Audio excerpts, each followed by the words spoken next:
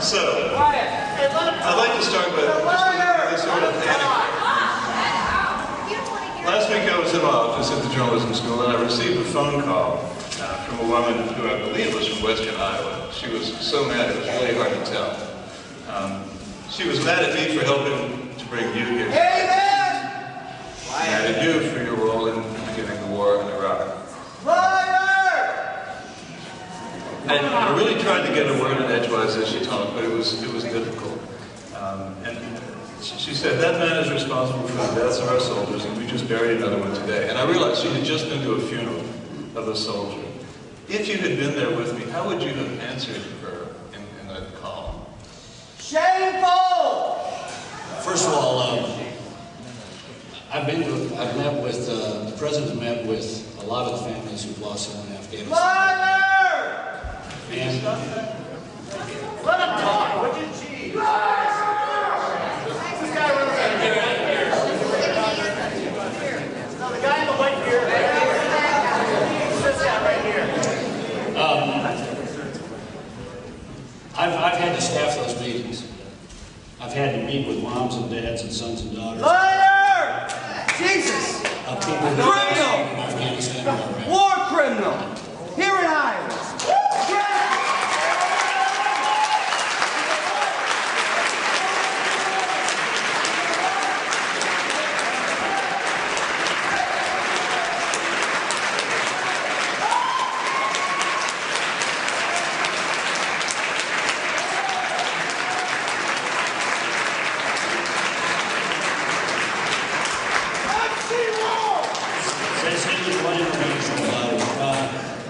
I've had to meet with the moms and dads and sons and daughters of people who've lost someone in Afghanistan or Iraq. I've had to staff the meetings, and afterwards I've had to follow up on the requests.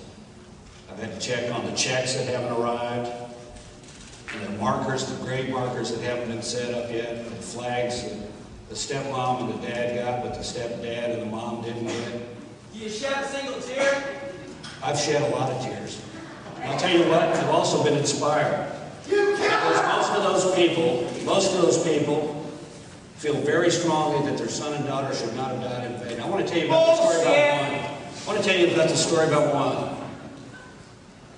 The last week I was working at the White House. On Tuesday, the President of the United States went to Reno, Nevada. And these meetings with families always take place out of the camera's sight and after the event, not before. Because the President never wants to have to say to a family, I've got to go. He wants to get whatever time they need, whatever, and to hear whatever they want to say. And we went to a meeting. You got a chance to ask your questions later and make your stupid statements. Let me make them.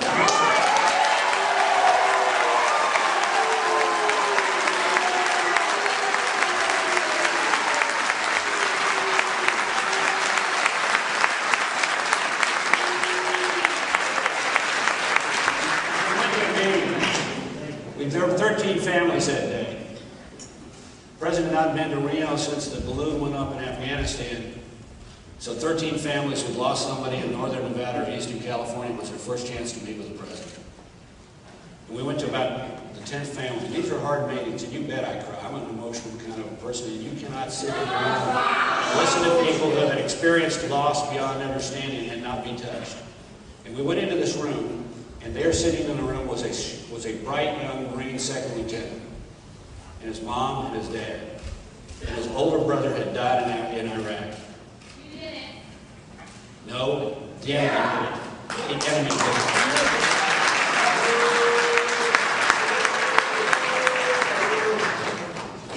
And the mom began to talk.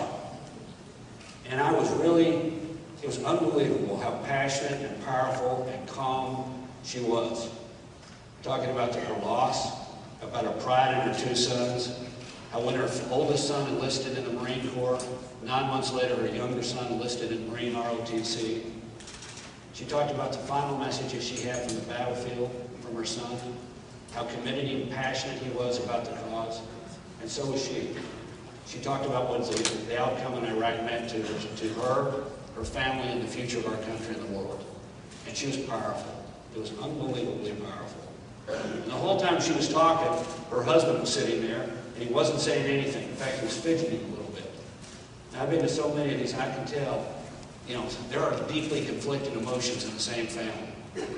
And people sometimes are angry. They're not angry at a person, they're angry at life, and they've got every reason to be angry. And he looked like he was a guy not saying anything that was angry. When we were finished, the president said, "Is there anything I can do for you?" And for the first time, Bill Kristoff spoke up.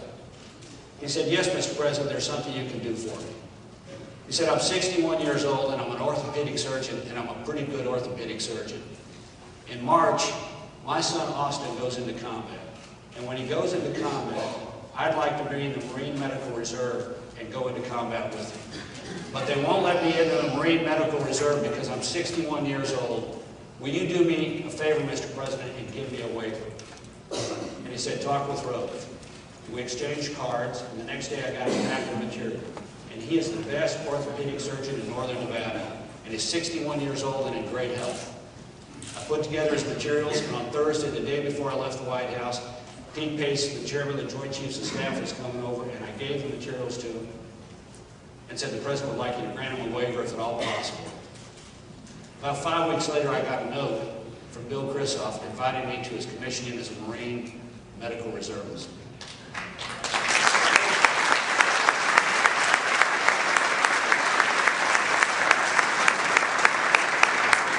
Thursday of last week, we keep in touch now. Thursday of last week, I got a letter from Bill. He shuttered up his nice house in Reno and moved to San Diego and went through Marine basic training. He's been commissioned as a Marine Lieutenant Colonel, and he's being deployed in June to Africa with the Marines. And his son in March, this month, is going to Iraq. Now, I know there's a controversial war, and I'll defend it, and you're happy to ask whatever questions you want about it. But I will tell you this, you cannot help but meet with people as I've met with over the last 5 years and see the passion and commitment, how they felt, how their loved ones felt about the mission that they were given. To liberate 50 million people and create a different dynamic in the